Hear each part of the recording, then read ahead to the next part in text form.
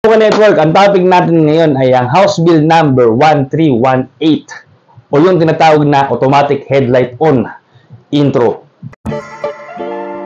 Bossing, magtatanong lang po sana ako. Chief! Chief! Chief! Magtatanong lang sana ako. Magtatanong lang sana. Alam eh. Sige po. Traffic enforcement 3. Traffic enforcement 3. Kuya Bobby. So mga ka-network, ang automatic headlight on or ang House Bill number 1318 ay inuutusan tayong lahat na nakamotorsiklo na kapag ka-inon natin ang motor natin, dapat buhay na agad ang ating mga headlight. So, Visor down! yo ka-network, wait lang, second video na. So, alam mo ba na pwede ka na magpa-schedule ng iyong aircon needs? Like a boss ka-network, like a boss. So, ang kailangan mo lang gawin, i-download ang Serbilis app ka-network. So, kung hindi mo pa rin alam, mas mabilis pa siya mag-book kaysa sa stoplight ng barangay nyo ka-network. Magpa-schedule na ka-network.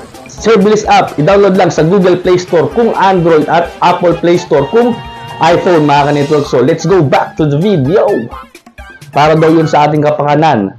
Para din makita tayo ng mga kasama natin sa daan, umaga man o gabi mga ka-network. Kaya kung umaga, kung may switch yung mga headlight nyo, i-on na lang natin. Kasi pag nahuli tayo ng LTO, sa LTO to mga ka-network ang first offense niya ay 1,000 to 2,000 pesos.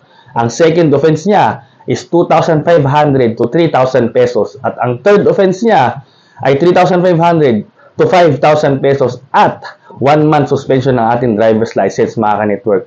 Tapos, yung mga succeeding, ganun din kapareho ng third offense. So, mga ka-network, ayun ang automatic headlight on, mga ka-network. So, kaya, paulit-ulit natin sinasabi na pagbukas ng motor, dapat naka-on na ang ating mga headlight. Para din yung sa mga safety natin, ka-network. So, hanggang dito na lang, mga ka-network. Ha! Peace out. Visor down! Yo, mga ka-network, no? So, bonus clip, mga ka-network. Ang ating next topic ay ang ADA. Ano yung ADA? O Anti-Distracted Driving Act, mga ka-network. So, mabigat-bigat ang penalty nun. Bawal mag-cellphone habang nagda-drive, mga ka-network. Maliban lang kung tayo titingin sa ating mga Google Map, hands-free yung ating mga devices, doon tayo pwedeng sumagot ng mga tawag. So, mga ka-network, please abangan natin ang susunod nating topic, yung ADA. Hahay! Peace out.